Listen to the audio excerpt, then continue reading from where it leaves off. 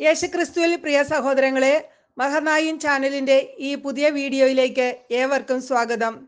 ഇന്ന് നമ്മൾ പഠിക്കുന്നത് ന്യായാധിപന്മാരുടെ ഗ്രന്ഥം 6-ാം അധ്യായമാണ്. ചോദ്യം 1. ന്യായാധിപന്മാർ 6-ാം അധ്യായത്തിൽ ആകെ എത്ര വാക്യങ്ങളുണ്ട്? ഉത്തരം 40 വാക്യങ്ങൾ.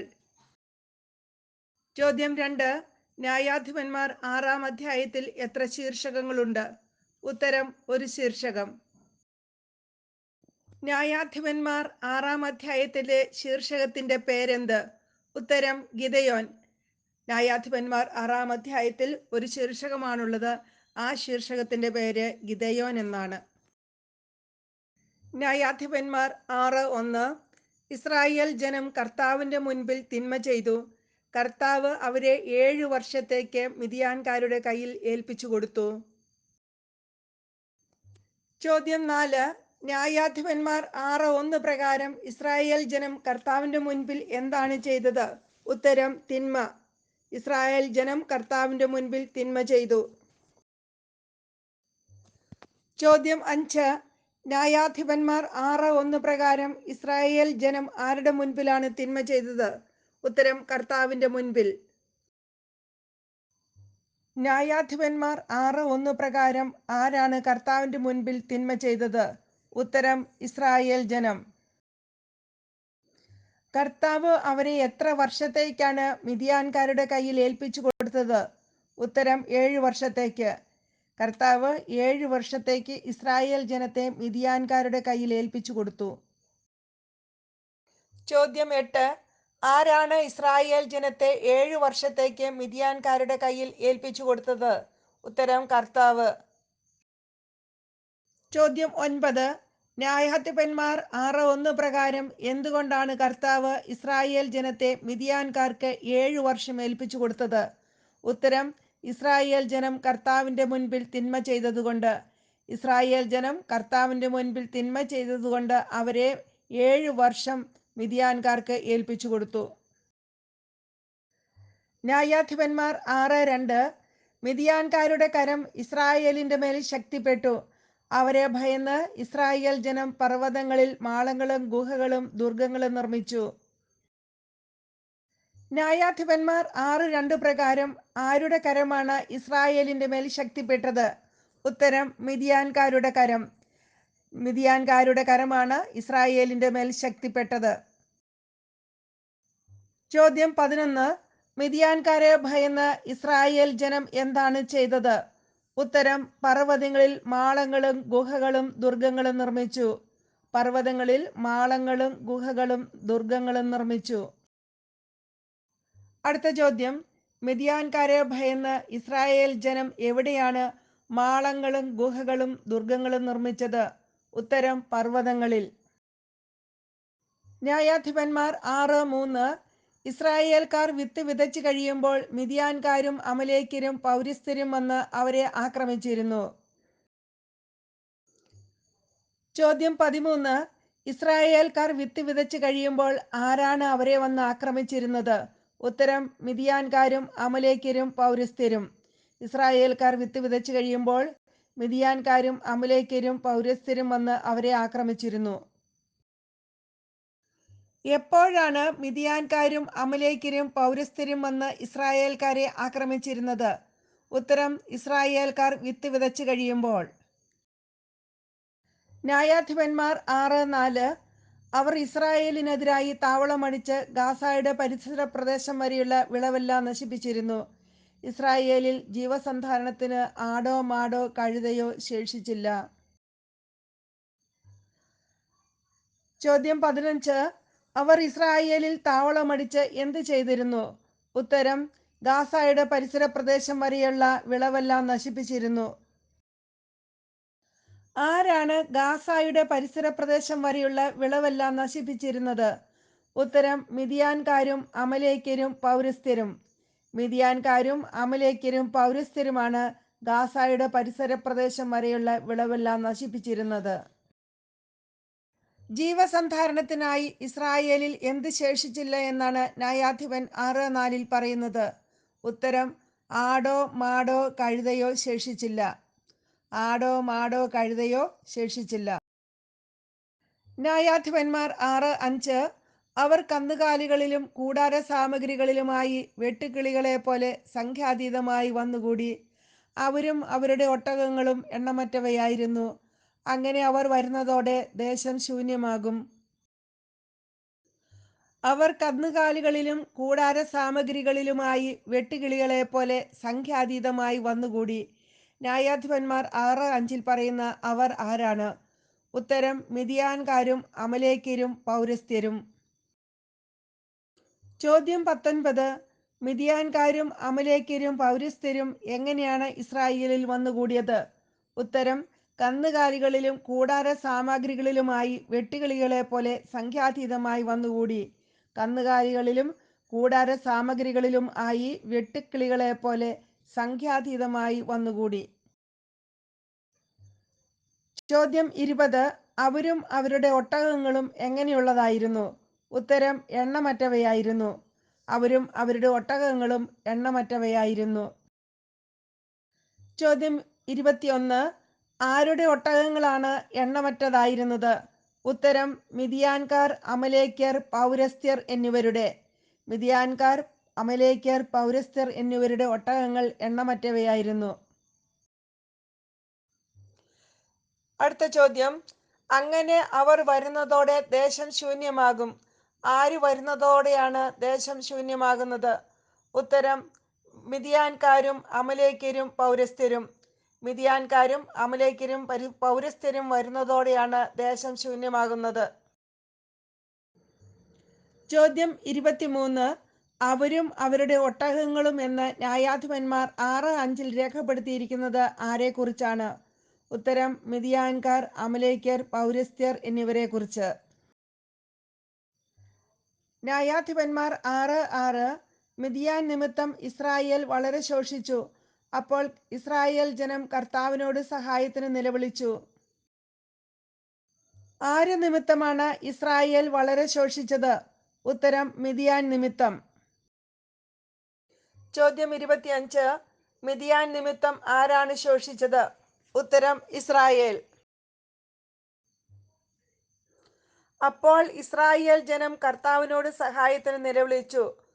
എപ്പോഴാണ് അവർ കർത്താവിനോട് സഹായത്തിന് നിലവിളിച്ചത്? ഉത്തരം: മിദ്യാൻ നിമിത്തം ഇസ്രായേൽ വളരെ ശോഷിച്ചപ്പോൾ. മിദ്യാൻ നിമിത്തം ഇസ്രായേൽ വളരെ ശോഷിച്ചപ്പോഴാണ് അവർ കർത്താവിനോട് നിലവിളിച്ചത്. മിദ്യാൻ നിമിത്തം ഇസ്രായേൽ വളരെ ശോഷിച്ചപ്പോൾ ആര് ആരോടാണ് സഹായത്തിന് നിലവിളിച്ചത്? ഉത്തരം: ഇസ്രായേൽ ജനം കർത്താവിനോട്. ന്യായാധിപന്മാർ 6:7 ഇസ്രായേൽ ജനം മിദ്യാൻകാർ നിമിത്തം കർത്താവിനോട് നിലവിളിച്ചു. അപ്പോൾ ഇസ്രായേലിന് അവിടുന്ന് ഒരു പ്രവാചകനെ അയച്ചു. ഇസ്രായേൽ ജനം ആര് നിമിത്തമാണ് കർത്താവിനോട് നിലവിളിച്ചത്? മിദ്യാൻകാർ നിമിത്തം. ന്യായാധിപന്മാർ 6:7 ഇസ്രായേൽ ജനം മിദ്യാൻകാർ നിമിത്തം കർത്താവിനോട് നിലവിളിച്ചു എന്ന് രേഖപ്പെടുത്തിയിരിക്കുന്നു. മിദ്യാൻകാർ നിമിത്തം ആരാണ് കർത്താവിനോട് നിലവിളിച്ചത്? ഉത്തരം: ഇസ്രായേൽ ജനം. ഇസ്രായേൽ ജനം മിദ്യാൻകാർ നിമിത്തം കർത്താവിനോട് നിലവിളിച്ചപ്പോൾ കർത്താവ് എന്ത് ചെയ്തു? ഇസ്രായേലിന് അവിടുന്ന് ഒരു പ്രവാചകനെ അയച്ചു. ഇസ്രായേലിന് അവിടുന്ന് ഒരു പ്രവാചകനെ അയച്ചു. ന്യായാധിപന്മാർ 6:7. ഇസ്രായേൽ ജനം മിദ്യാൻകാർ നിമിത്തം കർത്താവിനോട് നിലവിളിച്ചപ്പോൾ കർത്താവ് എന്ത് ചെയ്തു? ഇസ്രായേലിന് അവിടുന്ന് ഒരു പ്രവാചകനെ അയച്ചു. ഇസ്രായേലിന് അവിടുന്ന് ഒരു പ്രവാചകനെ അയച്ചു. ന്യായാധിപന്മാർ 6:7. ന്യായാധിപന്മാർ 6:7 പ്രകാരം ഇസ്രായേലിന് അവിടുന്ന് എപ്പോഴാണ് ഒരു പ്രവാചകനെ അയച്ചത്? ഉത്തരം: ഇസ്രായേൽ ജനം മിദ്യാൻകാർ നിമിത്തം കർത്താവിനോട് നിലവിളിച്ചപ്പോൾ. ഇസ്രായേൽ ജനം മിദ്യാൻകാർ നിമിത്തം കർത്താവിനോട് നിലവിളിച്ചപ്പോൾ അവിടുന്ന് അവർക്ക് ഒരു പ്രവാചകനെ അയച്ചു. ചോദ്യം 32. ഇസ്രായേൽ ജനം മിദ്യാൻകാർ നിമിത്തം കർത്താവിനോട് നിലവിളിച്ചപ്പോൾ അവിടുന്ന് ഇസ്രായേലിന് ആരെ അയച്ചു? ഒരു പ്രവാചകനെ. അവിടുന്ന് ഇസ്രായേലിന് ഒരു പ്രവാചകനെ അയച്ചു. ന്യായാധിപന്മാർ 6:8 അവൻ അവരോട് പറഞ്ഞു, ഇസ്രായേലിന്റെ ദൈവമായ കർത്താവ് അരുളി ചെയ്യുന്നു, ഈജിപ്തിൽ നിന്ന്, ദാസ്യഭവനത്തിൽ നിന്ന് നിങ്ങളെ ഞാൻ ഇറക്കിക്കൊണ്ടുവന്നു. ചോദ്യം 33. ഇസ്രായേലിന് അവിടുന്ന് അയച്ച പ്രവാചകൻ അവരോട് എന്താണ് പറഞ്ഞത്? ഉത്തരം: ഇസ്രായേലിന്റെ ദൈവമായ കർത്താവ് അരുളി ചെയ്യുന്നു, ഈജിപ്തിൽ നിന്ന്, ദാസ്യഭവനത്തിൽ നിന്ന് നിങ്ങളെ ഞാൻ ഇറക്കിക്കൊണ്ടുവന്നു. ന്യായാധിപന്മാർ 6:8 ഇങ്ങനെ എഴുതിയിരിക്കുന്നത്. എവിടുന്ന് തങ്ങളെ ഇറക്കിക്കൊണ്ടുവന്നു എന്നാണ് പ്രവാചകൻ ഇസ്രായേൽ ജനത്തോട് പറഞ്ഞത്? ഉത്തരം: ഈജിപ്തിൽ നിന്ന്, ദാസ്യഭവനത്തിൽ നിന്ന്. ഈജിപ്തിൽ നിന്ന്, ദാസ്യഭവനത്തിൽ നിന്ന് തങ്ങളെ ഇറക്കിക്കൊണ്ടുവന്നു എന്നാണ് പ്രവാചകൻ ഇസ്രായേൽ ജനത്തോട് പറഞ്ഞത്. ചോദ്യം: ന്യായാധിപന്മാർ 6:8 ഇസ്രായേലിന്റെ ദൈവമായ കർത്താവ് അവരോട് എന്താണ് അരുളി ചെയ്യുന്നത്? ഉത്തരം: ഈജിപ്തിൽ നിന്ന്, ദാസ്യഭവനത്തിൽ നിന്ന് നിങ്ങളെ ഞാൻ ഇറക്കിക്കൊണ്ടുവന്നു. ഈജിപ്തിൽ നിന്ന്, ദാസ്യഭവനത്തിൽ നിന്ന് നിങ്ങളെ ഞാൻ ഇറക്കിക്കൊണ്ടുവന്നു. ന്യായാധിപന്മാർ 6:8 പരാമർശിക്കുന്ന ദാസ്യഭവനമേത്? ഉത്തരം: ഈജിപ്റ്റ്.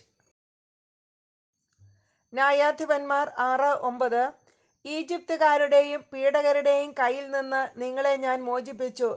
നിങ്ങളുടെ മുൻപിൽ അവരെ ഞാൻ തുരത്തി. അവരുടെ ദേശം നിങ്ങൾക്ക് തന്നു. ഞാൻ നിങ്ങളെ ഉദ്ബോധിപ്പിച്ചു. ന്യായാധിപന്മാർ 6:9. ന്യായാധിപന്മാർ 6:9 ആരുടെ കയ്യിൽ നിന്ന് നിങ്ങളെ ഞാൻ മോചിപ്പിച്ചു എന്നാണ് കർത്താവ് ഇസ്രായേൽ ജനത്തോട് അരുളി ചെയ്യുന്നത്? ഉത്തരം: ഈജിപ്തുകാരുടെയും പീഡകരുടെയും കയ്യിൽ നിന്ന്. ഈജിപ്തുകാരുടെയും പീഡകരുടെയും കയ്യിൽ നിന്ന് നിങ്ങളെ ഞാൻ മോചിപ്പിച്ചു. ഈജിപ്തുകാരുടെയും പീഡകരുടെയും കയ്യിൽ നിന്ന് ആരെയാണ് മോചിപ്പിച്ചത്? ഉത്തരം: ഇസ്രായേലിന്റെ ദൈവമായ കർത്താവ് ഇസ്രായേൽ ജനത്തെ. ഈജിപ്തുകാരുടെയും പീഡകരുടെയും കയ്യിൽ നിന്ന് ഇസ്രായേലിന്റെ ദൈവമായ കർത്താവ് ഇസ്രായേൽ ജനത്തെയാണ് മോചിപ്പിച്ചത്.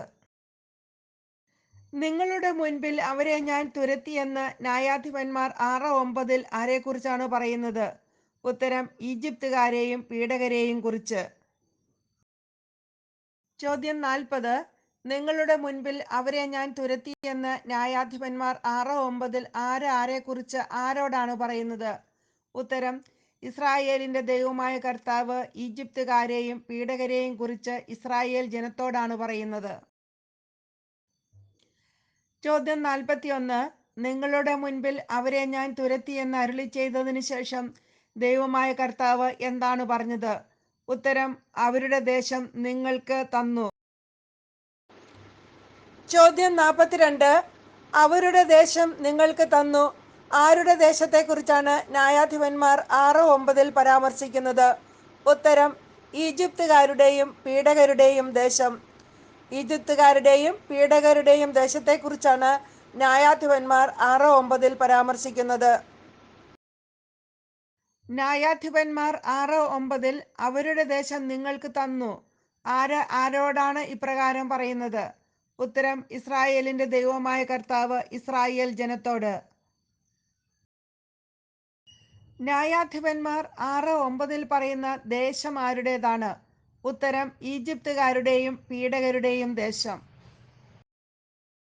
ന്യായാധിപന്മാർ 6:9 ഈജിപ്തുകാരുടെയും പീഡകരുടെയും കയ്യിൽ നിന്ന് നിങ്ങളെ ഞാൻ മോചിപ്പിച്ചു. നിങ്ങളുടെ മുൻപിൽ അവരെ ഞാൻ തുരത്തി.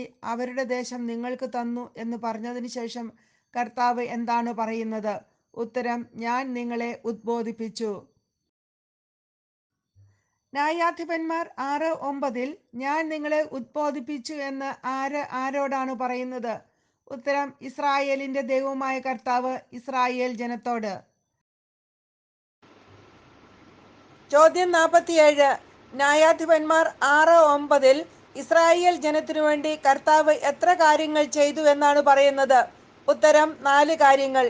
ന്യായാധിപന്മാർ 6:9 ഇസ്രായേൽ ജനത്തിനു വേണ്ടി കർത്താവ് 4 കാര്യങ്ങൾ ചെയ്തു എന്നാണ് പറയുന്നത്. ന്യായാധിപന്മാർ 6:10 ഞാനാണ് നിങ്ങളുടെ ദൈവമായ കർത്താവ്. നിങ്ങൾ വസിക്കുന്ന ദേശത്തെ അമ്മോര്യരുടെ ദേവന്മാരെ നിങ്ങൾ വന്ദിക്കരുത്. എന്നാൽ എൻ്റെ വാക്ക് നിങ്ങൾ വകവച്ചില്ല. ന്യായാധിപന്മാർ 6:10. ചോദ്യം 48: ന്യായാധിപന്മാർ 6:10 ഞാനാണ് നിങ്ങളുടെ ദൈവമായ കർത്താവ് എന്ന് പറഞ്ഞതിന് ശേഷം നിങ്ങൾ എന്ത് ചെയ്യരുതെന്നാണ് കർത്താവ് ഇസ്രായേൽ ജനത്തോട് ആവശ്യപ്പെട്ടത്? ഉത്തരം: നിങ്ങൾ വസിക്കുന്ന ദേശത്തെ അമ്മോര്യരുടെ ദേവന്മാരെ നിങ്ങൾ വന്ദിക്കരുത്. നിങ്ങൾ വസിക്കുന്ന ദേശത്തെ അമ്മോര്യരുടെ ദേവന്മാരെ നിങ്ങൾ വന്ദിക്കരുത്. ന്യായാധിപന്മാർ 6:10 ദൈവമായ കർത്താവ് ഇസ്രായേൽ ജനത്തെ എന്തു പറഞ്ഞാണ് കുറ്റപ്പെടുത്തുന്നത്? ഉത്തരം: എൻ്റെ വാക്ക് നിങ്ങൾ വകവെച്ചില്ല.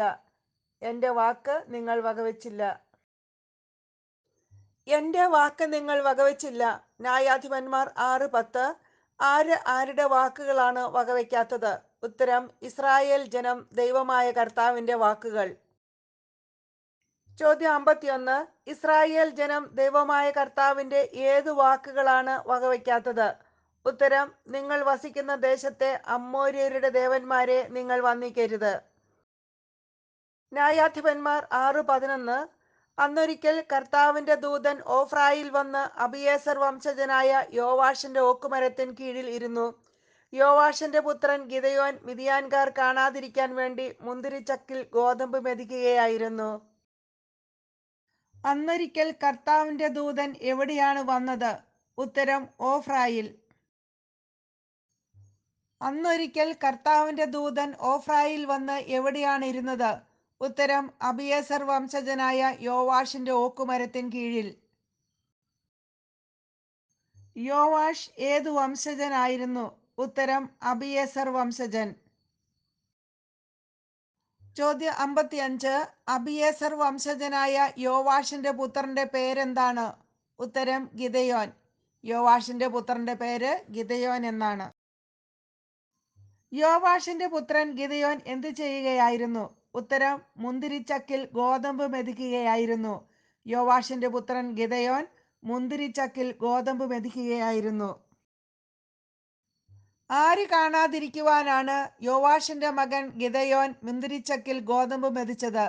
ഉത്തരം: മിദ്യാൻകാർ കാണാതിരിക്കാൻ വേണ്ടി. മിദ്യാൻകാർ കാണാതിരിക്കാൻ വേണ്ടിയാണ് യോവാഷിന്റെ മകൻ ഗിദെയോൻ മുന്തിരിച്ചക്കിൽ ഗോതമ്പ് മെതിച്ചത്. കർത്താവിന്റെ ദൂതൻ ഓക്കുമരത്തിൻ കീഴിൽ ഇരുന്നപ്പോൾ ഗിദെയോൻ എന്തു ചെയ്യുകയായിരുന്നു?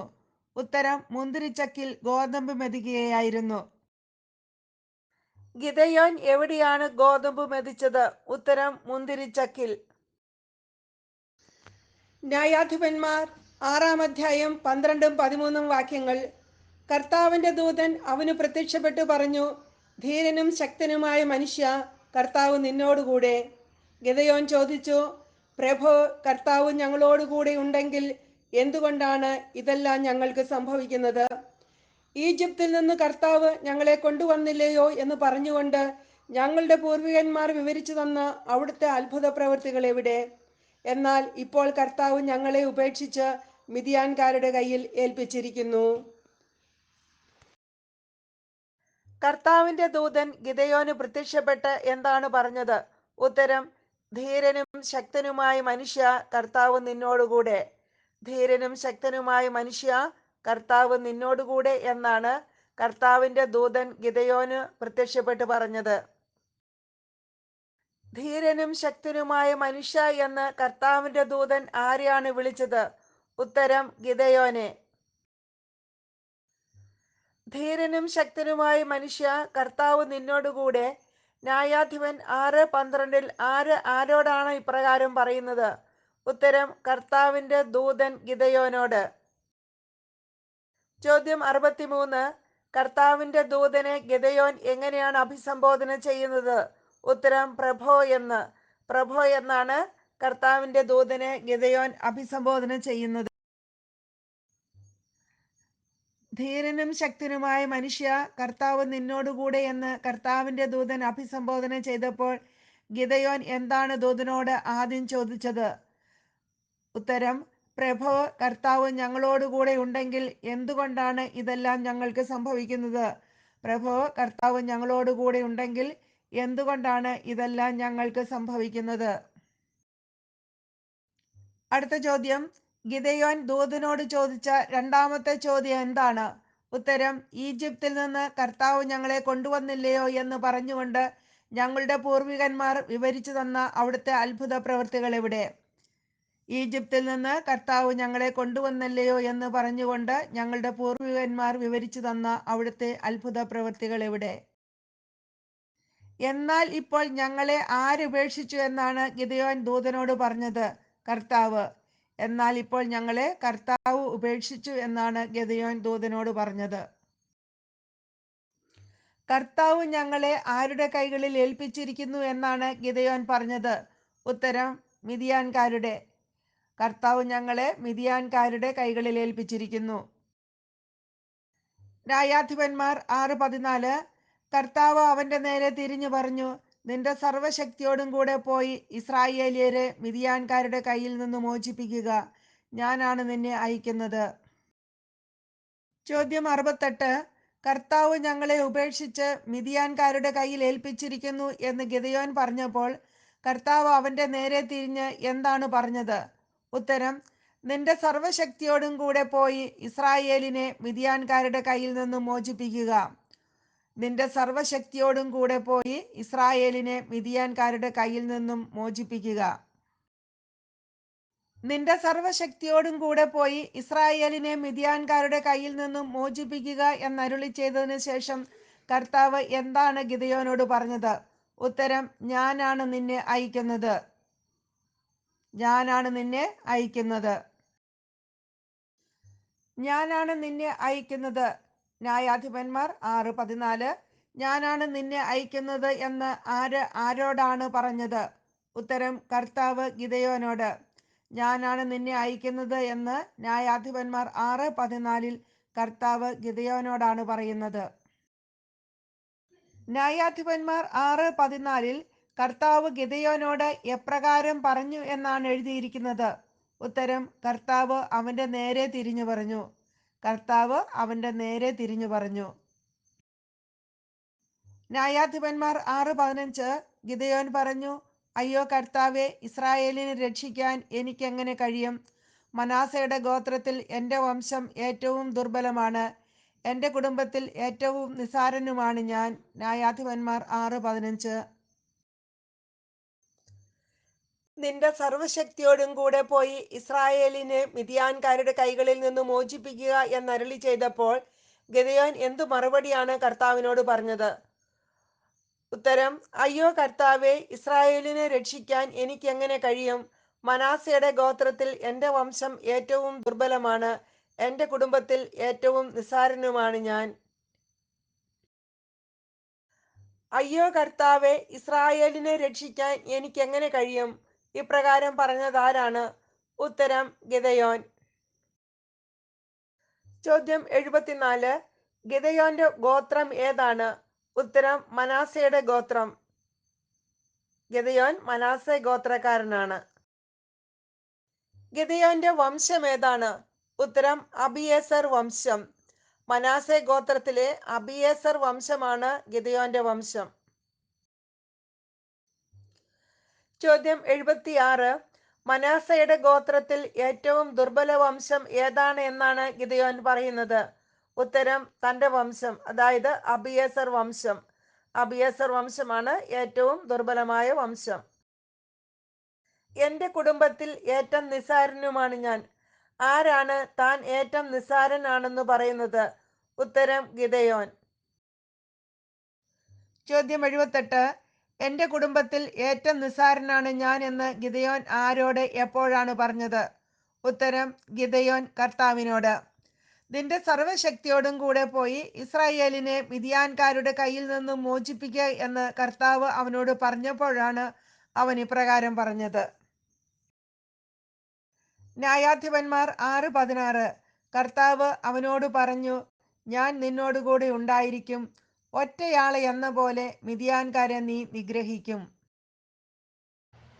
എൻ്റെ കുടുംബത്തിലെ ഏറ്റവും നിസ്സാരനാണ് ഞാനെന്ന് ഗിദെയോൻ പറഞ്ഞപ്പോൾ കർത്താവ് അവനോട് എന്താണ് പറഞ്ഞത്? ഉത്തരം: ഞാൻ നിന്നോടുകൂടി ഉണ്ടായിരിക്കും. ഒറ്റയാളെ എന്ന പോലെ മിദ്യാൻകാരെ നീ നിഗ്രഹിക്കും. ന്യായാധിപന്മാർ 6:16. ചോദ്യം 80. ഞാൻ നിന്നോടുകൂടെ ഉണ്ടായിരിക്കും എന്ന് ഗിദെയോനോട് ന്യായാധിപൻ 6:16 വാഗ്ദാനം ചെയ്തതിനു ശേഷം കർത്താവ് അവനോട് എന്താണ് പറഞ്ഞത്? ഉത്തരം: ഒറ്റയാളെ എന്ന പോലെ മിദ്യാൻകാരെ നീ നിഗ്രഹിക്കും. ഒറ്റയാളെ എന്ന പോലെ മിദ്യാൻകാരെ നീ നിഗ്രഹിക്കും. ചോദ്യം 81. നീ എങ്ങനെ മിദ്യാൻകാരെ നിഗ്രഹിക്കും എന്നാണ് ന്യായാധിപൻ 6:16 കർത്താവ് ഗിദെയോനോട് അരുളി ചെയ്യുന്നത്? ഉത്തരം ഒറ്റയാളെ എന്ന പോലെ. നീ ഒറ്റയാളെ എന്ന പോലെ ആരെ നിഗ്രഹിക്കുമെന്നാണ് ന്യായാധിപൻ 6:16 കർത്താവ് ഗിദെയോനോട് അരുളി ചെയ്യുന്നത്? ഉത്തരം മിദിയാൻകാരെ. മിദിയാൻകാരെ നീ ഒറ്റയാളെ എന്ന പോലെ നിഗ്രഹിക്കും.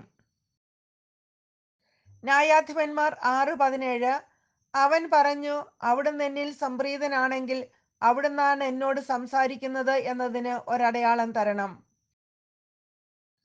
ഞാൻ നിന്നോടുകൂടെ ഉണ്ടായിരിക്കും, ഒറ്റയാളെ എന്ന പോലെ മിദിയാൻകാരെ നീ നിഗ്രഹിക്കുമെന്ന് ന്യായാധിപന്മാർ 6:16 കർത്താവ് വാഗ്ദാനം ചെയ്തപ്പോൾ ഗിദെയോൻ കർത്താവിനോട് എന്താണ് പറഞ്ഞത്? ഉത്തരം അവിടുന്ന് എന്നിൽ സംപ്രീതനാണെങ്കിൽ അവിടുന്നാണ് എന്നോട് സംസാരിക്കുന്നത് എന്നതിന് ഒരടയാളം തരണം.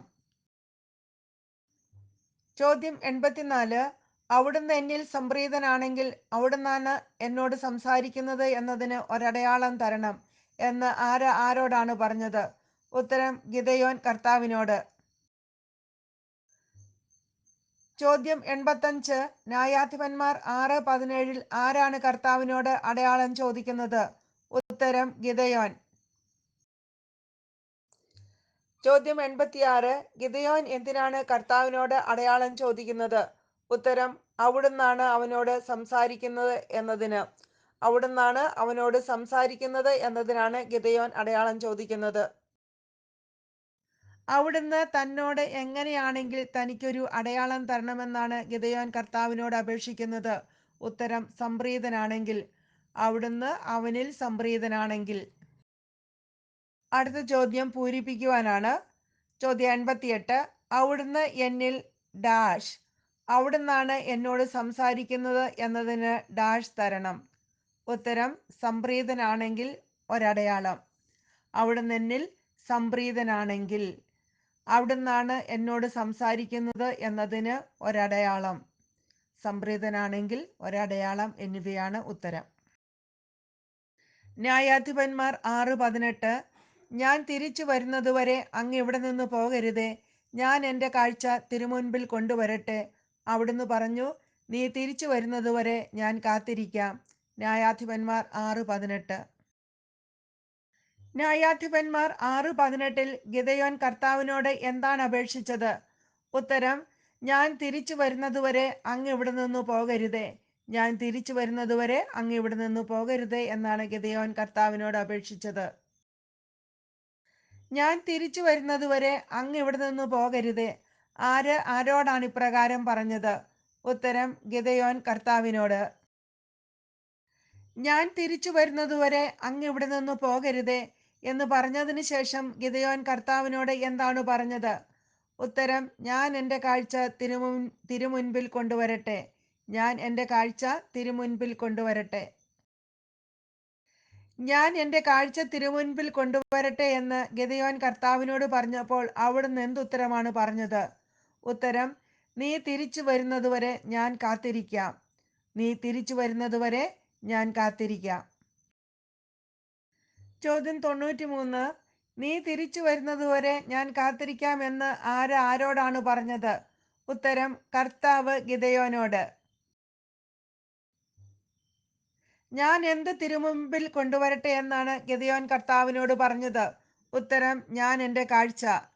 ഞാൻ എൻ്റെ കാഴ്ച തിരുമുൻപിൽ കൊണ്ടുവരട്ടെ. ഞാൻ എൻ്റെ കാഴ്ച എവിടെ കൊണ്ടുവരട്ടെ എന്നാണ് ഗിദെയോൻ കർത്താവിനോട് ചോദിച്ചത്? ഉത്തരം തിരുമുൻപിൽ. ഞാൻ എൻ്റെ കാഴ്ച തിരുമുൻപിൽ കൊണ്ടുവരട്ടെ. ന്യായാധിപന്മാർ 6:19 ഗിദെയോൻ വീട്ടിൽ പോയി ഒരാട്ടിൻകുട്ടിയെ പാകം ചെയ്തു.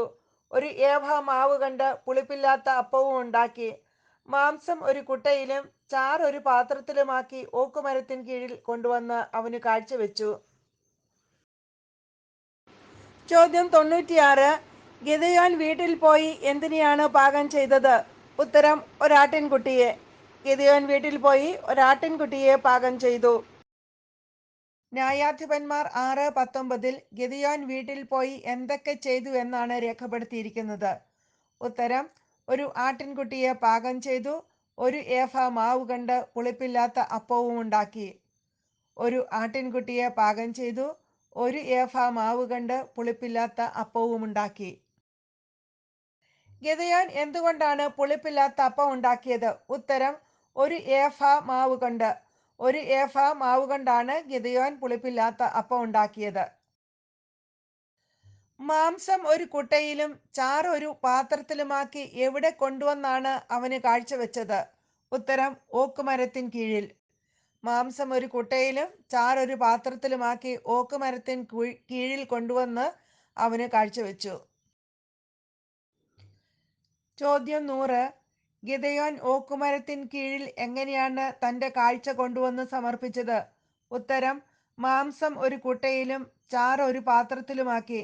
മാംസം ഒരു കുട്ടയിലും ചാറ് ഒരു പാത്രത്തിലുമാക്കിയാണ് ഓക്കുമരത്തിൻ കീഴിൽ ഗിദെയോൻ തന്റെ കാഴ്ച കൊണ്ടുവന്ന് സമർപ്പിച്ചത്. ന്യായാധിപന്മാർ 6:20.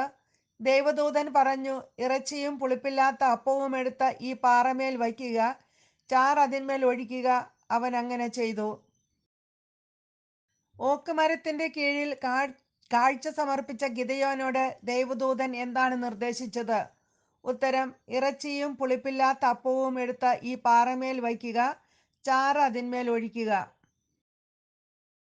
ഇറച്ചിയും പുളിപ്പില്ലാത്ത അപ്പവും എടുത്ത് ഈ പാറമേൽ വയ്ക്കുക, ചാറ് അതിന്മേൽ ഒഴിക്കുക എന്ന് ആരോടാണ് നിർദ്ദേശിച്ചത്? ഉത്തരം, ദൈവദൂതൻ ഗിദെയോനോട്. ചോദ്യം 103. ഇറച്ചിയും പുളിപ്പില്ലാത്ത അപ്പവും എടുത്ത് എവിടെയാണ് വെക്കേണ്ടതെന്നാണ് ദൈവദൂതൻ പറഞ്ഞത്? ഉത്തരം, പാറമേൽ. ചാറ് എന്ത് ചെയ്യുവാനാണ് ദൈവദൂതൻ പറഞ്ഞത്?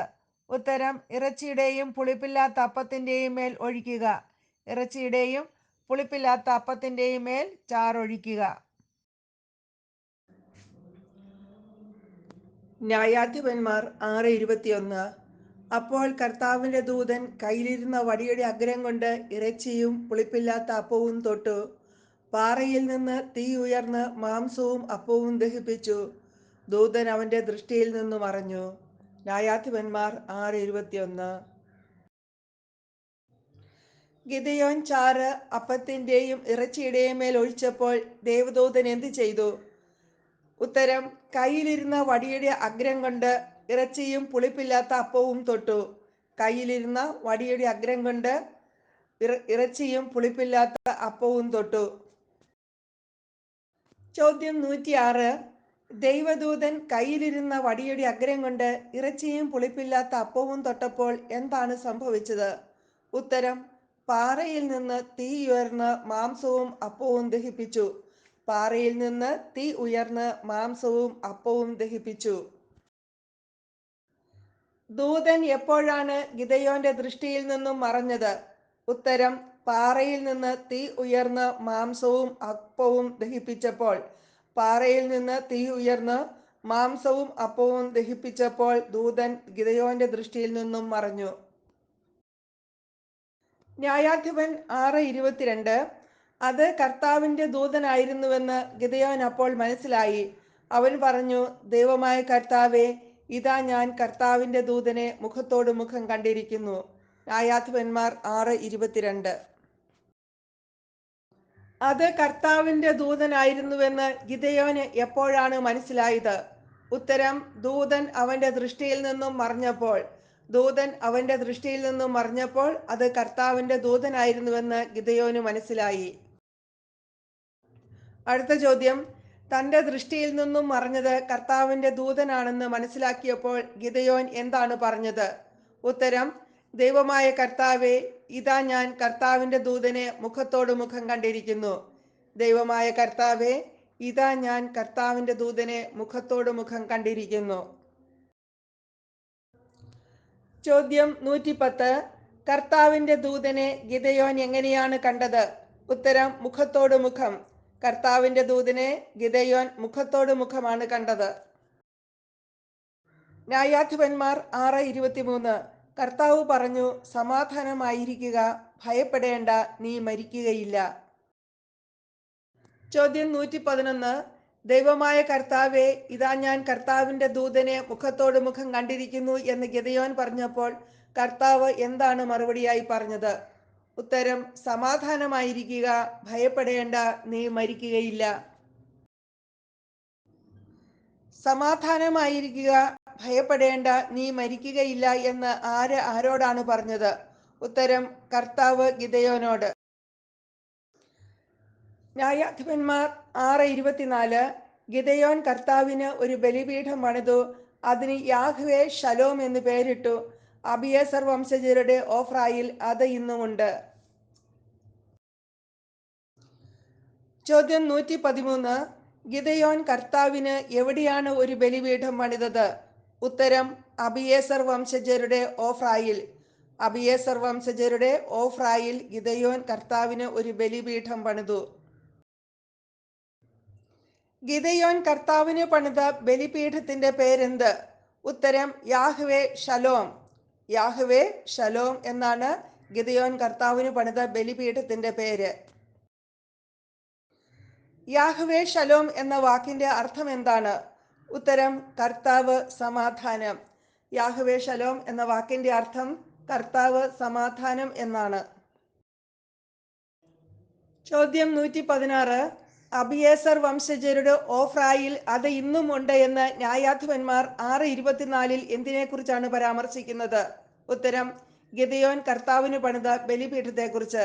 ഗിദെയോൻ കർത്താവിന് പണിത ബലിപീഠം ഇപ്പോഴും അബിയേസർ വംശജരുടെ ഓഫ്രായിൽ ഉണ്ട് എന്നാണ് ന്യായാധിപന്മാർ 6:24 പറയുന്നത്. ന്യായാധിപന്മാർ 6:25.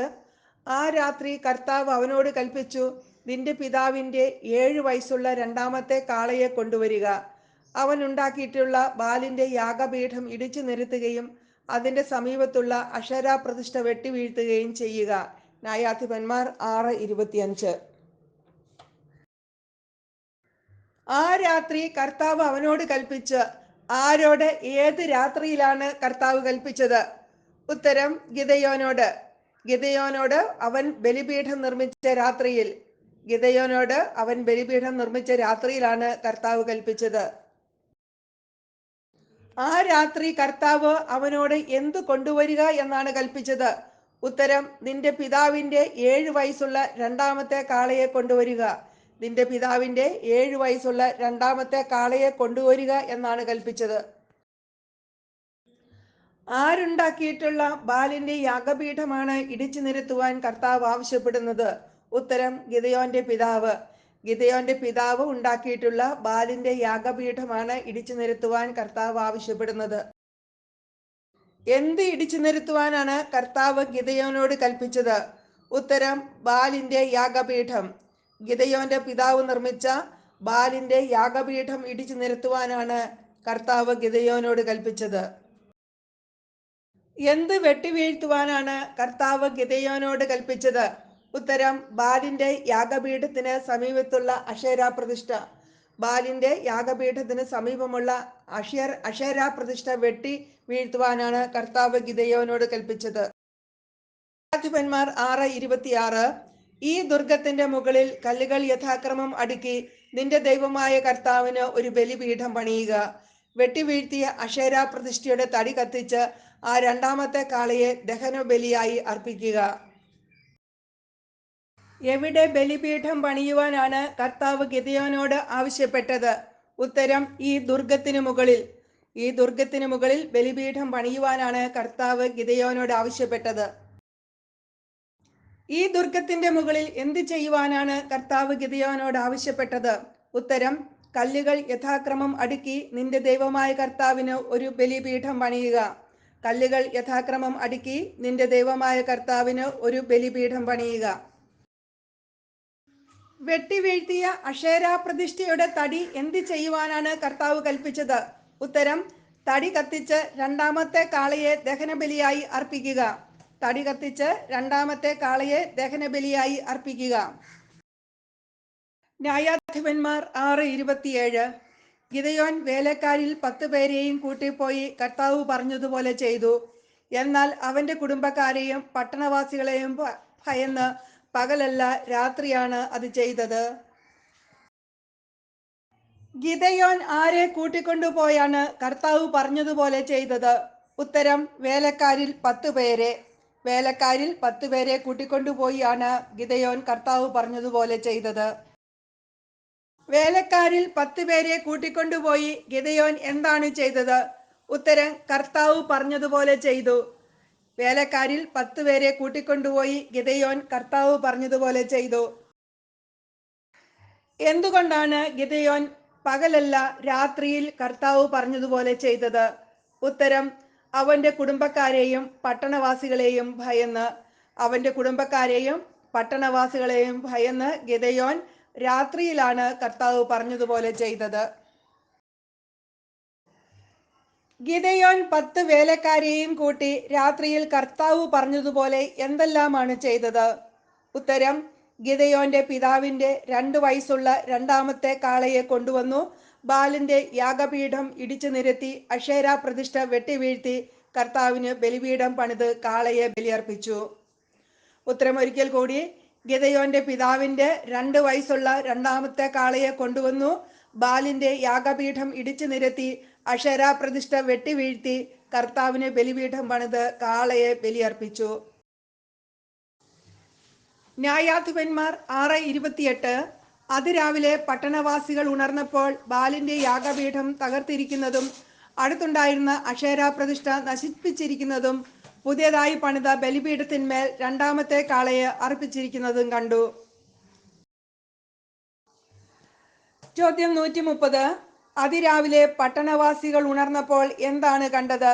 ഉത്തരം, ബാലിന്റെ യാഗപീഠം തകർത്തിരിക്കുന്നതും അടുത്തുണ്ടായിരുന്ന അശേര പ്രതിഷ്ഠ നശിപ്പിച്ചിരിക്കുന്നതും പുതുതായി പണിത ബലിപീഠത്തിന്മേൽ രണ്ടാമത്തെ കാളയെ അർപ്പിച്ചിരിക്കുന്നതും കണ്ടു. അടുത്ത ചോദ്യം, അതിരാവിലെ പട്ടണവാസികൾ ഉണർന്നപ്പോൾ എന്ത് തകർത്തിരിക്കുന്നതാണ് കണ്ടത്? ഉത്തരം, ബാലിന്റെ യാഗപീഠം. ബാലിന്റെ യാഗപീഠം തകർത്തിരിക്കുന്നതാണ് അതിരാവിലെ ഉണർന്ന പട്ടണവാസികൾ കണ്ടത്. ചോദ്യം 132. അതിരാവിലെ പട്ടണവാസികൾ ഉണർന്നപ്പോൾ എന്ത് നശിപ്പിച്ചിരിക്കുന്നതായാണ് കണ്ടത്? ഉത്തരം, അശേര പ്രതിഷ്ഠ. അതിരാവിലെ പട്ടണവാസികൾ ഉണർന്നപ്പോൾ അശേര പ്രതിഷ്ഠ നശിപ്പിച്ചിരിക്കുന്നതായാണ് കണ്ടത്. ചോദ്യം 133. അതിരാവിലെ പട്ടണവാസികൾ ഉണർന്നപ്പോൾ പുതിയതായി പണിത ബലിപീഠത്തിന്മേൽ കണ്ടത് എന്താണ്? ഉത്തരം, രണ്ടാമത്തെ കാളയെ അർപ്പിച്ചിരിക്കുന്നത്. പുതുതായി പണിത ബലിപീഠത്തിന്മേൽ രണ്ടാമത്തെ കാളയെ അർപ്പിച്ചിരിക്കുന്നതാണ് അതിരാവിലെ ഉണർന്നപ്പോൾ പട്ടണവാസികൾ കണ്ടത്. ന്യായാധിപന്മാർ 6:29. ആരാണിത് ചെയ്തത്? അവർ പരസ്പരം ചോദിച്ചു. അന്വേഷണത്തിൽ യോവാഷിന്റെ പുത്രനായ ഗിദെയോനാണ് അത് ചെയ്തത് എന്ന് തെളിഞ്ഞു. പട്ടണവാസികൾ പരസ്പരം എന്താണ് ചോദിച്ചത്? ഉത്തരം, ആരാണിത് ചെയ്തത്? പട്ടണവാസികൾ പരസ്പരം ആരാണിത് ചെയ്തത് എന്ന് ചോദിച്ചു. ചോദ്യം 135. ആരാണിത് ചെയ്തത് എന്ന് പരസ്പരം ചോദിച്ചത് ആരാണ്? ഉത്തരം, പട്ടണവാസികൾ. ചോദ്യം 136. പട്ടണവാസികളുടെ അന്വേഷണത്തിൽ അവ ചെയ്തത് ആരാണെന്നാണ് തെളിഞ്ഞത്? ഉത്തരം, യോവാഷിന്റെ പുത്രനായ ഗിദെയോൻ. ന്യായാധിപന്മാർ 6:30. അപ്പോൾ പട്ടണവാസികൾ യോവാഷിനോട് പറഞ്ഞു, നിന്റെ മകൻ ബാലിന്റെ യാഗപീഠം ഇടിച്ചു നശിപ്പിച്ചു, അടുത്തുള്ള അശേരായെ വെട്ടിവീഴ്ത്തി. അവനെ ഇവിടെ കൊണ്ടുവരിക, അവൻ മരിക്കണം. പട്ടണവാസികൾ ഗിദെയോനെതിരെ എത്ര കാര്യങ്ങളാണ് യോവാഷിനോട് പറഞ്ഞത്? 2 കാര്യങ്ങൾ. പട്ടണവാസികൾ ഗിദെയോനെതിരെ 2 കാര്യങ്ങളാണ് യോവാഷിനോട് പറഞ്ഞത്. പട്ടണവാസികൾ ഗിദെയോനെതിരെ യോവാഷിനോട് പറഞ്ഞ 2 കാര്യങ്ങൾ എന്തൊക്കെയാണ്? ഉത്തരം, നിന്റെ മകൻ ബാലിന്റെ യാഗപീഠം ഇടിച്ചു നശിപ്പിച്ചു, അടുത്തുള്ള അശേരായെ വെട്ടിവീഴ്ത്തി. നിന്റെ മകൻ ബാലിന്റെ യാഗപീഠം ഇടിച്ചു നശിപ്പിച്ചു, അടുത്തുള്ള അശേരായെ വെട്ടിവീഴ്ത്തി. ചോദ്യം 140. അവനെ ഇവിടെ കൊണ്ടുവരിക, അവൻ മരിക്കണം എന്ന് ന്യായാധിപന്മാർ 6:30 ആര് ആരെക്കുറിച്ച് ആരോടാണ് പറയുന്നത്? ഉത്തരം, പട്ടണവാസികൾ യോവാഷിനോട് ഗിദെയോനെ കുറിച്ച് പറഞ്ഞു. പട്ടണവാസികൾ ഗിദെയോനെ കുറിച്ച് യോവാഷിനോട് പറഞ്ഞു. ന്യായാധിപന്മാർ 6:31. തനിക്കെതിരായി അണിനിരന്നവരോട് യോവാഷ് ചോദിച്ചു, നിങ്ങൾ ബാലിനു വേണ്ടി പോരാടുന്നുവോ? അവന് വേണ്ടി നിൽക്കുന്നവരെല്ലാം പ്രഭാതത്തോടെ വധിക്കപ്പെടും. അവൻ ദൈവമാണെങ്കിൽ സ്വയം പോരാടട്ടെ, അവന്റെ യാഗപീഠമല്ലേ നശിപ്പിക്കപ്പെട്ടിരിക്കുന്നത്. ന്യായാധിപന്മാർ 6:31.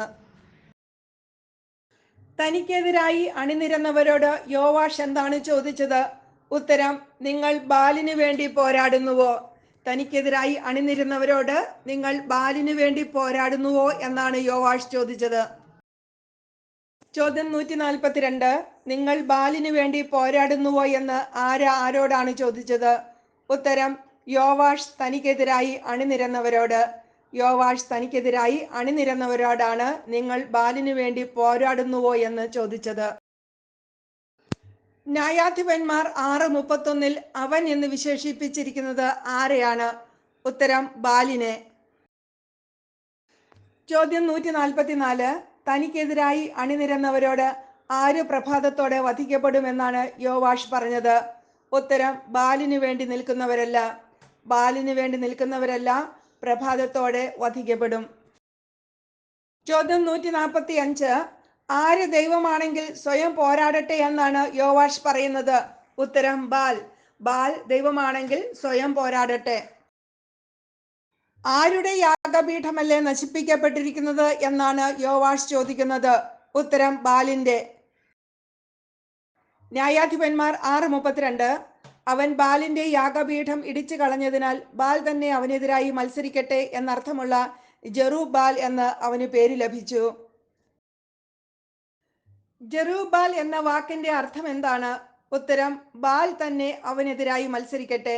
ജെറുബ്ബാൽ എന്ന വാക്കിന്റെ അർത്ഥം ബാൽ തന്നെ അവനെതിരായി മത്സരിക്കട്ടെ എന്നാണ്. ആർക്കാണ് ജെറുബ്ബാൽ എന്ന പേര് ലഭിച്ചത്? ഉത്തരം: ഗിദെയോന്. ഗിദെയോനാണ് ജെറുബ്ബാൽ എന്ന പേര് ലഭിച്ചത്. എന്തുകൊണ്ടാണ് ഗിദെയോന് ജെറുബ്ബാൽ എന്ന പേര് ലഭിച്ചത്? ഉത്തരം: അവൻ ബാലിന്റെ യാഗപീഠം ഇടിച്ചു കളഞ്ഞതിനാൽ. ഗിദെയോൻ ബാലിന്റെ യാഗപീഠം ഇടിച്ചു കളഞ്ഞതിനാൽ അവന് ജെറുബ്ബാൽ എന്ന പേര് ലഭിച്ചു. ന്യായാധിപന്മാർ 6:33 മിദ്യാൻകാരും അമലേക്യരും പൗരസ്ത്യരും ഒന്നിച്ചുകൂടി താഴ്വരയിൽ താവളമടിച്ചു. മിദ്യാൻകാരും അമലേക്യരും പൗരസ്ത്യരും ഒന്നിച്ചുകൂടി ജോർദാൻ കടന്ന് ജസ്രയേൽ താഴ്വരയിൽ താവളമടിച്ചു. ന്യായാധിപന്മാർ 6:33. ന്യായാധിപന്മാർ 6:33 പരാമർശിക്കുന്ന ജനതകൾ ആരൊക്കെയാണ്? ഉത്തരം: മിദ്യാൻകാർ, അമലേക്യർ, പൗരസ്ത്യർ. മിദ്യാൻകാർ, അമലേക്യർ, പൗരസ്ത്യർ. ന്യായാധിപന്മാർ 6:33 എത്ര ജനതകളെയാണ് പരാമർശിക്കുന്നത്? ഉത്തരം: 3 ജനതകളെ. ചോദ്യം 152. മിദ്യാൻകാരും അമലേക്യരും പൗരസ്ത്യരും ഒന്നിച്ചുകൂടി ജോർദാൻ കടന്ന് എവിടെയാണ് താവളമടിച്ചത്? ഉത്തരം: ജസ്രയേൽ താഴ്വരയിൽ. ജോർദാൻ കടന്ന് ജസ്രയേൽ താഴ്വരയിലാണ് താവളമടിച്ചത്. മിദ്യാൻകാരും അമലേക്യരും പൗരസ്ത്യരും ഒന്നിച്ചുകൂടി എവിടം കടന്നാണ് ജസ്രയേൽ താഴ്വരയിൽ താവളമടിച്ചത്? ഉത്തരം: ജോർദാൻ കടന്ന്. ജോർദാൻ കടന്ന് ജസ്രയേൽ താഴ്വരയിൽ താവളമടിച്ചത് ആരൊക്കെയാണ്? ഉത്തരം: മിദ്യാൻകാരും അമലേക്യരും പൗരസ്ത്യരും. മിദ്യാൻകാരും അമലേക്യരും പൗരസ്ത്യരും ജോർദാൻ കടന്ന് ജസ്രയേൽ താഴ്വരയിൽ താവളമടിച്ചു. ന്യായാധിപന്മാർ 6:34 കർത്താവിന്റെ ആത്മാവ് ഗിദെയോനിൽ ആവസിച്ചു. അവൻ കാഹളമൂതി തന്നെ പിന്തുടരുവാൻ അബിയേസർ വംശജരെ ആഹ്വാനം ചെയ്തു. ചോദ്യം 155. കർത്താവിന്റെ ആത്മാവ് ആരിലാണ് ആവസിച്ചത്? ഉത്തരം: ഗിദെയോനിൽ ആവസിച്ചു. ആരാണ് കാഹളമൂതിയത്? ഉത്തരം: ഗിദെയോൻ. ഗിദെയോനാണ് കാഹളമൂതിയത്. ഗിദെയോൻ എപ്പോഴാണ് കാഹളമൂതിയത്? ഉത്തരം: കർത്താവിന്റെ ആത്മാവ് ആവസിച്ചപ്പോൾ. കർത്താവിന്റെ ആത്മാവ് ആവസിച്ചപ്പോൾ ഗിദെയോൻ കാഹളമൂതി. തന്നെ പിന്തുടരുവാൻ ഗിദെയോൻ ആരെയാണ് ആഹ്വാനം ചെയ്തത്? ഉത്തരം: അബിയേസർ വംശജരെ. തന്നെ പിന്തുടരുവാൻ ഗിദെയോൻ അബിയേസർ വംശജരെ ആഹ്വാനം ചെയ്തു. ന്യായാധിപന്മാർ 6:35 മനാസെ ഗോത്രത്തിന്റെ എല്ലാ ഭാഗങ്ങളിലേക്കും അവൻ സന്ദേശവാഹകരെ അയച്ചു. തന്നോട് ചേരാൻ അവരെ വിളിച്ചു. അങ്ങനെ തന്നെ ആശേർ, സെബുലൂൻ, നഫ്താലി എന്നീ ഗോത്രങ്ങളിലേക്കും സന്ദേശവാഹകരെ അയച്ചു. അവരും വന്നു ചേർന്നു. ന്യായാധിപന്മാർ 6:35. ചോദ്യം 159. മനാസെ ഗോത്രത്തിന്റെ എല്ലാ ഭാഗങ്ങളിലേക്കും ഗിദെയോൻ ആരെയാണ് അയച്ചത്? ഉത്തരം, സന്ദേശവാഹകരെ. മനാസെ ഗോത്രത്തിന്റെ എല്ലാ ഭാഗങ്ങളിലേക്കും ഗിദെയോൻ സന്ദേശവാഹകരെ അയച്ചു. ചോദ്യം 160. ന്യായാധിപന്മാർ 6:35 തന്നോട് ചേരാൻ അവരെ വിളിച്ചു എന്ന് പറഞ്ഞിരിക്കുന്നത് ആരെക്കുറിച്ചൊക്കെയാണ്? ഉത്തരം, ഗിദെയോനെ കുറിച്ചും മനാസെ ഗോത്രക്കാരെ കുറിച്ചും. ഗിദെയോനോട് ചേരാൻ മനാസെ ഗോത്രക്കാരെ വിളിച്ചിരിക്കുന്നു. മറ്റേതൊക്കെ ഗോത്രങ്ങളിലേക്ക് ഗിദെയോൻ സന്ദേശവാഹകരെ അയച്ചു, അവരും വന്നു ചേർന്നു എന്നാണ് ന്യായാധിപന്മാർ 6:35 പറയുന്നത്? ഉത്തരം, ആഷേർ, സെബുലൂൺ, നഫ്താലി ഗോത്രങ്ങളിലേക്ക്. ആഷേർ, സെബുലൂൺ, നഫ്താലി ഗോത്രങ്ങളിലേക്കും സന്ദേശവാഹകരെ അയച്ചു. ന്യായാധിപന്മാർ 6:36-37. അപ്പോൾ ഗിദെയോൻ ദൈവത്തോട് ചോദിച്ചു, അങ്ങ് പറഞ്ഞതുപോലെ ഇസ്രായേലിനെ എൻ്റെ കയ്യാൽ അങ്ങ് വീണ്ടെടുക്കുമെങ്കിൽ ഇതാ, ആട്ടിൻ രോമം കൊണ്ടുള്ള ഒരു വസ്ത്രം ഞാൻ കളത്തിൽ വിരിക്കുന്നു. അതിൽ മാത്രം മഞ്ഞ് കാണപ്പെടുകയും കളം മുഴുവൻ ഉണങ്ങിയിരിക്കുകയും ചെയ്താൽ അങ്ങ് പറഞ്ഞതുപോലെ എൻ്റെ കൈകൊണ്ട് ഇസ്രായേലിനെ അങ്ങ് വീണ്ടെടുക്കുമെന്ന് ഞാൻ മനസ്സിലാക്കും. ന്യായാധിപന്മാർ 6-ാം അധ്യായം 36-37 വാക്യങ്ങൾ. ചോദ്യം 162. അങ്ങ് പറഞ്ഞതുപോലെ എന്ത് ചെയ്യുമെങ്കിൽ എന്നാണ് ന്യായാധിപന്മാർ 6:36 ഗിദെയോൻ ദൈവത്തോട് ചോദിക്കുന്നത്? ഉത്തരം, അങ്ങ് പറഞ്ഞതുപോലെ ഇസ്രായേലിനെ എൻ്റെ കയ്യാൽ അങ്ങ് വീണ്ടെടുക്കുമെങ്കിൽ. അങ്ങ് പറഞ്ഞതുപോലെ ഇസ്രായേലിനെ എൻ്റെ കയ്യാൽ അങ്ങ് വീണ്ടെടുക്കുമെങ്കിൽ. ന്യായാധിപന്മാർ 6:37 എന്തുകൊണ്ടുള്ള ഒരു വസ്ത്രം താൻ കളത്തിൽ വിരിക്കുന്നു എന്നാണ് ഗിദെയോൻ ദൈവത്തോട് പറഞ്ഞത്? ഉത്തരം, ആട്ടിൻ രോമം കൊണ്ടുള്ള ഒരു വസ്ത്രം. ആട്ടിൻ രോമം കൊണ്ടുള്ള ഒരു വസ്ത്രം താൻ കളത്തിൽ വിരിക്കുന്നു എന്നാണ് ഗിദെയോൻ ദൈവത്തോട് പറഞ്ഞത്. എവിടെ മാത്രം മഞ്ഞ് കാണപ്പെടണമെന്നാണ് ഗിദെയോൻ ദൈവത്തോട് അപേക്ഷിച്ചത്? ഉത്തരം, കളത്തിൽ വിരിച്ച ആട്ടിൻ രോമം കൊണ്ടുള്ള വസ്ത്രത്തിൽ മാത്രം. കളത്തിൽ വിരിച്ച ആട്ടിൻ രോമം കൊണ്ടുള്ള വസ്ത്രത്തിൽ മാത്രം മഞ്ഞ് കാണപ്പെടണമെന്നാണ് ഗിദെയോൻ ദൈവത്തോട് പറഞ്ഞത്. കളം മുഴുവൻ എങ്ങനെ ഇരിക്കണമെന്നാണ് ഗിദെയോൻ ദൈവത്തോട് പറഞ്ഞത്? ഉത്തരം, ഉണങ്ങിയിരിക്കണം. കളം മുഴുവൻ ഉണങ്ങിയിരിക്കണം. എങ്ങനെയാണെങ്കിൽ അങ്ങ് പറഞ്ഞതുപോലെ എൻ്റെ കൈകൊണ്ട് ഇസ്രായേലിനെ അങ്ങ് വീണ്ടെടുക്കുമെന്ന് ഞാൻ മനസ്സിലാക്കും എന്നാണ് ന്യായാധിപന്മാർ 6:37 ഗിദെയോൻ ദൈവത്തോട് പറയുന്നത്? ഉത്തരം, ആട്ടിൻ രോമം കൊണ്ടുള്ള ഒരു വസ്ത്രം ഞാൻ കളത്തിൽ വിരിക്കുന്നു. അതിൽ മാത്രം മഞ്ഞ് കാണപ്പെടുകയും കളം മുഴുവൻ ഉണങ്ങിയിരിക്കുകയും ചെയ്താൽ. ആട്ടിൻ രോമം കൊണ്ടുള്ള ഒരു വസ്ത്രം ഞാൻ കളത്തിൽ വിരിക്കുന്നു. അതിൽ മാത്രം മഞ്ഞ് കാണപ്പെടുകയും കളം മുഴുവൻ ഉണങ്ങിയിരിക്കുകയും ചെയ്താൽ എൻ്റെ കൈകൊണ്ട് ഇസ്രായേലിനെ അങ്ങ് വീണ്ടെടുക്കുമെന്ന് ഞാൻ മനസ്സിലാക്കും എന്നാണ് ഗിദെയോൻ ദൈവത്തോട് പറയുന്നത്. ന്യായാധിപന്മാർ 6:38 അങ്ങനെ തന്നെ സംഭവിച്ചു. അതിരാവിലെ അവൻ എഴുന്നേറ്റ് വസ്ത്രം പിഴിഞ്ഞ് ഒരു പാത്രം നിറയെ വെള്ളമെടുത്തു. ന്യായാധിപന്മാർ 6:38 അങ്ങനെ അത് സംഭവിച്ചു എന്ന് എഴുതിയിരിക്കുന്നത് എന്തു സംഭവിച്ചതിനെ കുറിച്ചാണ്? ഉത്തരം, ഗിദെയോൻ കളത്തിൽ വിരിച്ച ആട്ടിൻ രോമം കൊണ്ടുള്ള വസ്ത്രത്തിൽ മാത്രം മഞ്ഞ് കാണപ്പെടുകയും കളം മുഴുവൻ ഉണങ്ങിയിരിക്കുകയും ചെയ്തു. ഉത്തരം ഒരിക്കൽ കൂടി. ഗിദെയോൻ കളത്തിൽ വിരിച്ച ആട്ടിൻ രോമം കൊണ്ടുള്ള വസ്ത്രത്തിൽ മാത്രം മഞ്ഞ് കാണപ്പെടുകയും കളം മുഴുവൻ ഉണങ്ങിയിരിക്കുകയും ചെയ്തു. ഗിദെയോൻ എഴുന്നേറ്റ് വസ്ത്രം പിഴിഞ്ഞ് എത്ര പാത്രം വെള്ളമെടുത്തു? ഉത്തരം, ഒരു പാത്രം നിറയെ. ഗിദെയോൻ എഴുന്നേറ്റ് വസ്ത്രം പിഴിഞ്ഞ് ഒരു പാത്രം നിറയെ വെള്ളമെടുത്തു. ന്യായാധിപന്മാർ 6:39 അപ്പോൾ ഗിദെയോൻ ദൈവത്തോട് പറഞ്ഞു, അങ്ങയുടെ കോപം എൻ്റെ നേരെ ജ്വലിക്കരുതേ. ഒരിക്കൽ കൂടി ഞാൻ പറഞ്ഞുകൊള്ളട്ടെ. ഒരു പ്രാവശ്യം കൂടി രോമവസ്ത്രം കൊണ്ട് ഞാൻ പരീക്ഷണം നടത്തട്ടെ. അത് ഉണങ്ങിയ നിലം മുഴുവനും മഞ്ഞുതുള്ളി വീണതായും കാണട്ടെ. ന്യായാധിപന്മാർ 6:39. ന്യായാധിപന്മാർ 6:39 ഗിദെയോൻ ദൈവത്തോട് പറഞ്ഞത് എന്താണ്? ഉത്തരം, അങ്ങയുടെ കോപം എൻ്റെ നേരെ ജ്വലിക്കരുതേ. ഒരിക്കൽ കൂടി ഞാൻ പറഞ്ഞുകൊള്ളട്ടെ. ഒരു പ്രാവശ്യം കൂടി രോമവസ്ത്രം കൊണ്ട് ഞാൻ പരീക്ഷണം നടത്തട്ടെ. അത് ഉണങ്ങിയും നിലം മുഴുവനും മഞ്ഞുതുള്ളി വീണതായും കാണട്ടെ. ചോദ്യം 170. അങ്ങയുടെ കോപം എൻ്റെ നേരെ ജ്വലിക്കരുതേ. ആരുടെ കോപം ആരുടെ നേരെ ജ്വലിക്കരുതേ എന്നാണ് ന്യായാധിപന്മാർ 6:39 അപേക്ഷിക്കുന്നത്? ഉത്തരം, ദൈവത്തിന്റെ കോപം ഗിദെയോന്റെ നേരെ. ദൈവത്തിന്റെ കോപം ഗിദെയോന്റെ നേരെ ജ്വലിക്കരുതേ. ചോദ്യം 170. അങ്ങയുടെ കോപം എൻ്റെ നേരെ ജ്വലിക്കരുതേ. ആരുടെ കോപം ആരുടെ നേരെ ജ്വലിക്കരുത് എന്നാണ് ന്യായാധിപന്മാർ 6:39 അപേക്ഷിക്കുന്നത്? ഉത്തരം: ദൈവത്തിന്റെ കോപം ഗിദെയോന്റെ നേരെ. ദൈവത്തിന്റെ കോപം ഗിദെയോന്റെ നേരെ ജ്വലിക്കരുത്. ചോദ്യം 171. ഒരിക്കൽ കൂടി ഞാൻ പറഞ്ഞുകൊള്ളട്ടെ. ആരോടാണ് ഇപ്രകാരം ന്യായാധിപന്മാർ 6:39 പറയുന്നത്? ഉത്തരം: ഗിദെയോൻ ദൈവത്തോട്. ഒരിക്കൽ കൂടി ഞാൻ പറഞ്ഞുകൊള്ളട്ടെ എന്ന് ഗിദെയോൻ ദൈവത്തോടാണ് പറയുന്നത്. ഒരു പ്രാവശ്യം കൂടി രോമവസ്ത്രം കൊണ്ട് ഞാൻ പരീക്ഷണം നടത്തട്ടെ. ആരോടാണ് ഇപ്രകാരം പറയുന്നത്? ഗിദെയോൻ ദൈവത്തോട്. ഒരു പ്രാവശ്യം കൂടി രോമവസ്ത്രം കൊണ്ട് ഞാൻ പരീക്ഷണം നടത്തട്ടെ എന്ന് ഗിദെയോൻ ദൈവത്തോടാണ് പറയുന്നത്. ചോദ്യം 173.